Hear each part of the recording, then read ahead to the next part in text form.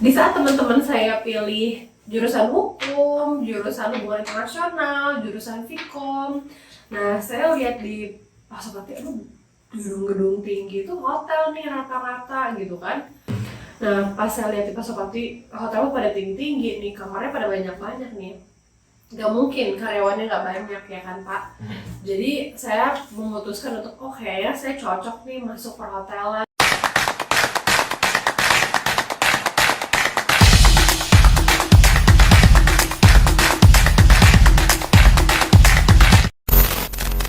Halo student, balik lagi di channel Guru Pariwisata, informasi dan edukasi pariwisata yang tentunya akan menghadirkan berita-berita dan informasi terkini, terupdate tentang pariwisata dan perhotelan tentunya yang menyangkut dengan pendidikan dan juga informasi umum lainnya. Nah, kebetulan pada sesi ini kita kedatangan bintang tamu ya, yang mana beliau ini merupakan praktisi perhotelan yang sudah melanglang buana kurang lebih sekitar 10 tahun di industri perhotelan dan sekarang menduduki jabatan sebagai marketing communication di hotel yang ada di Bandung tentunya ya Bu ya. Nah, kita perkenalkan ada Bu Zamila David, bener kan Bu? David. Iya. Ya, maaf saya orang Sunda Bu. Ya, jadi kalau David itu jadi David gitu kan. Nah, Sakit flu ya. nah ini ada Bu Zamila David ya. Siapakah beliau ini? Nah, kenapa juga beliau ini diundang?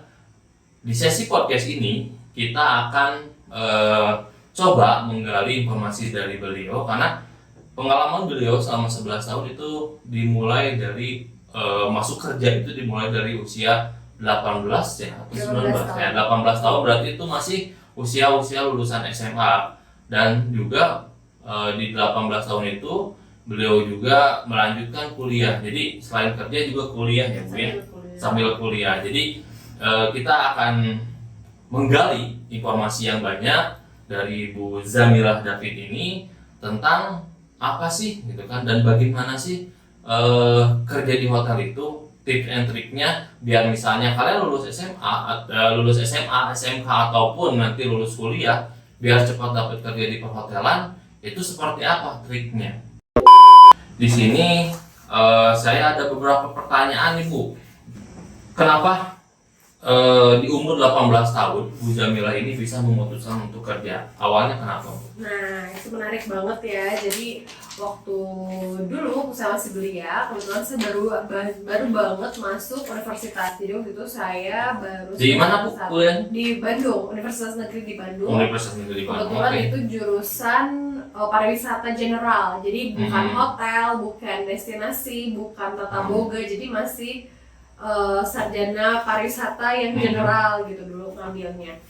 Kenapa ngambil sarjana pariwisata? Karena dulu itu anak Bandung itu suka banget, bukan dulu aja sih sampai serius, kita suka lewat Pasopati kan. Terus saya lihat kanan kiri bangunan tiang tinggi-tinggi itu rata-rata hotel. Betul, apalagi ya, sekarang. Pak? Iya. Nah, kebetulan kan saya dulu SMA negeri ya, bukan SMK. Saya SMA negeri gitu.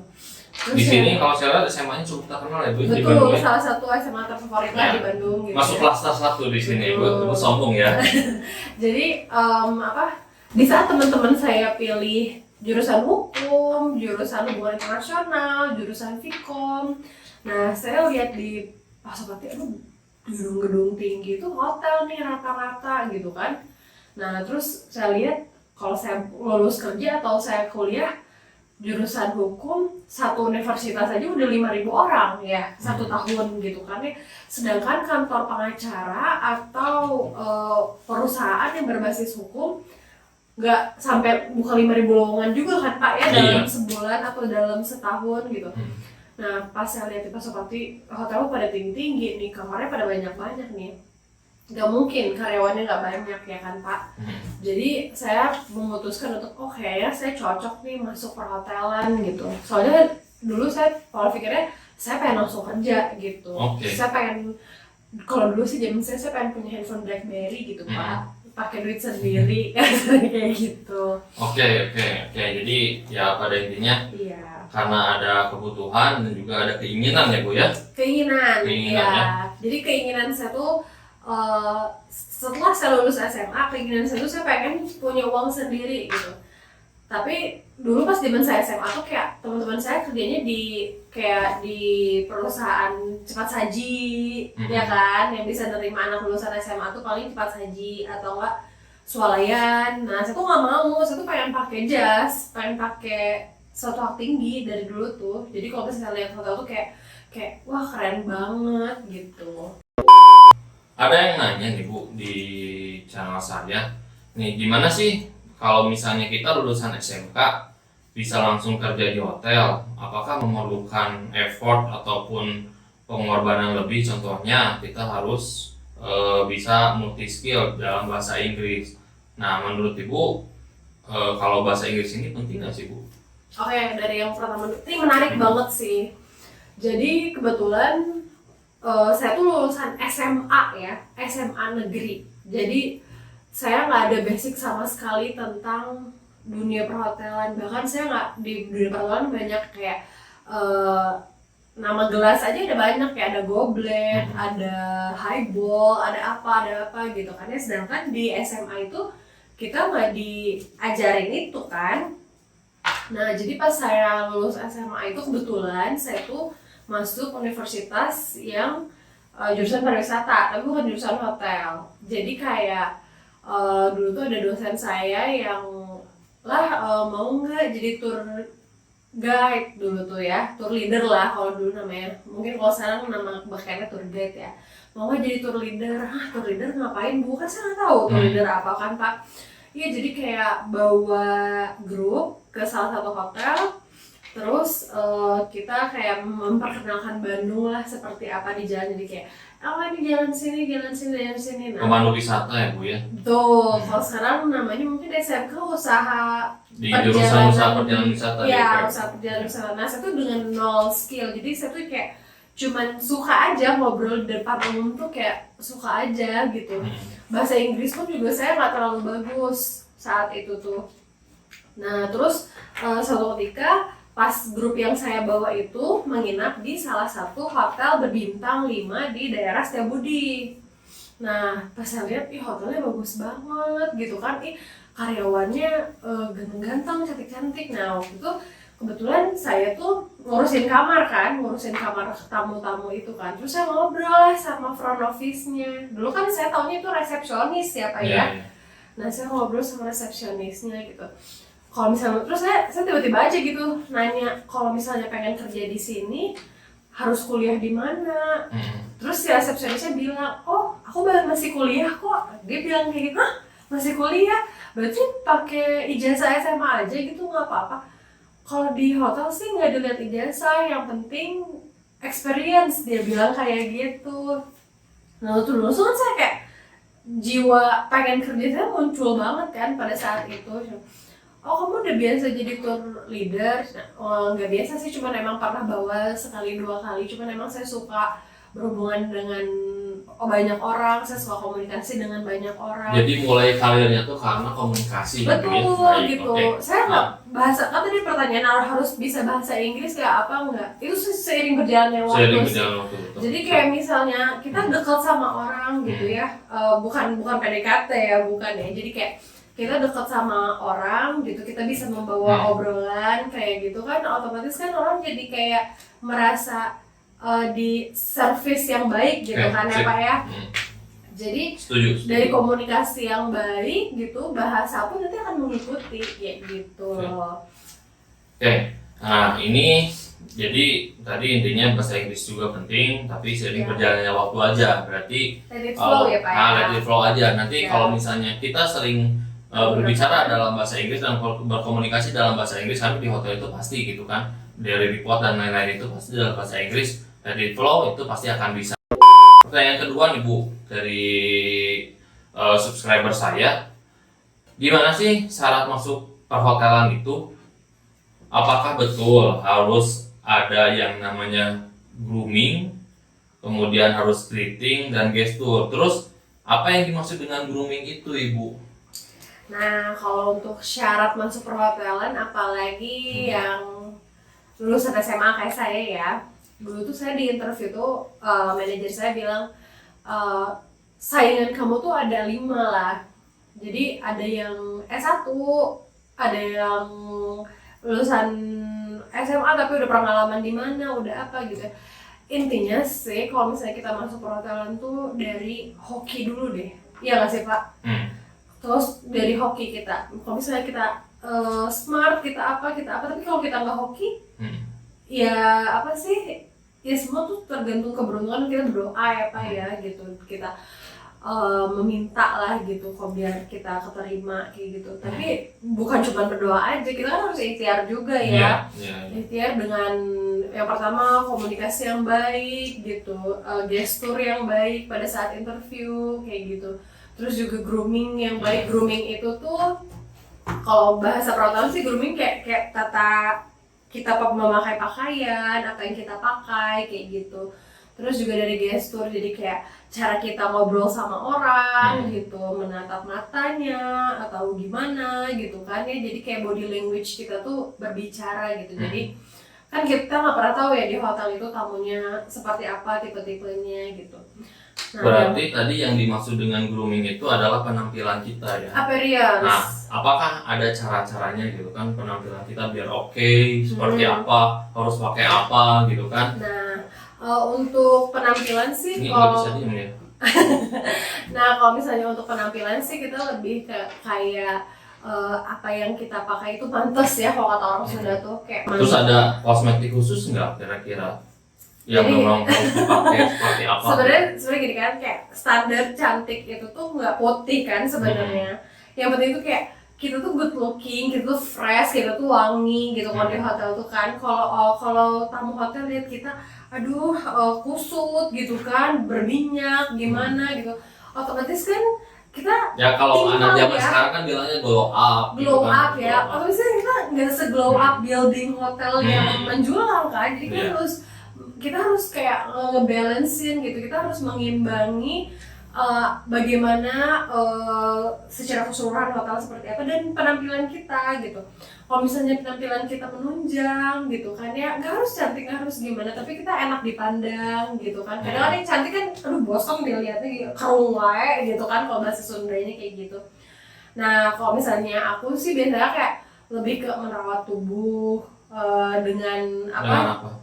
Ada produk khusus nggak Bu yang Bu pakai? Nah kebetulan aku tuh kemarin baru dikasih nih paket dari Scarlett Whitening. Nah itu aku pakai. Keren banget tuh kayaknya Scarlett.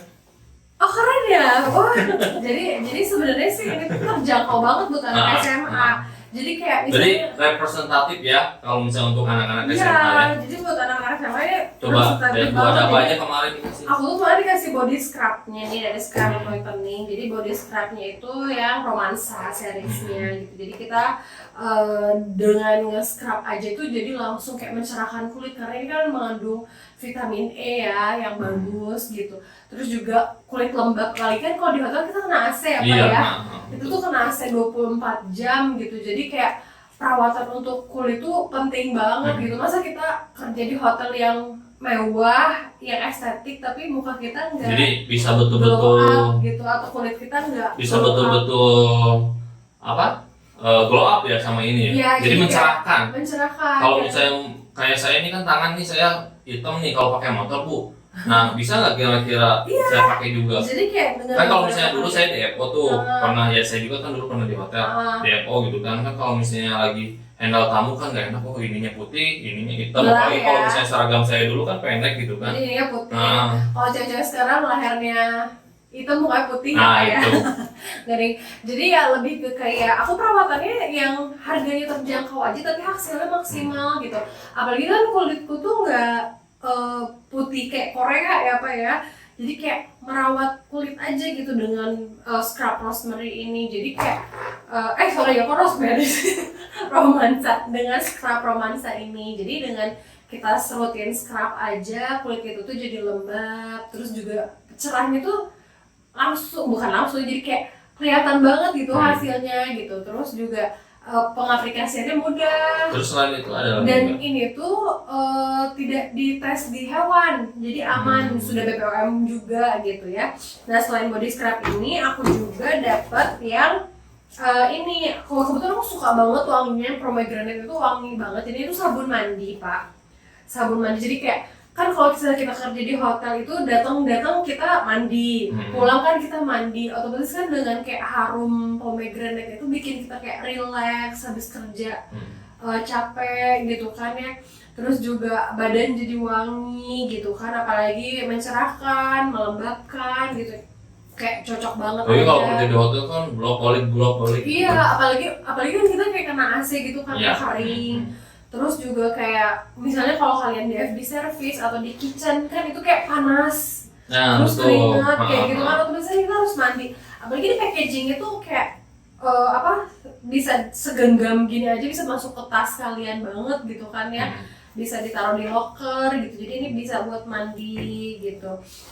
Terus yang ketiganya aku nggak lupa pakai lotionnya. Nah ini tuh yang rasa mango kebetulan. Jadi aku suka banget rasa mango ini. Jadi kayak cocok aja gitu yang pomegranate sama yang mango ini. Terus juga kayak 1 kali pengaplikasi itu kelihatan gitu Pak.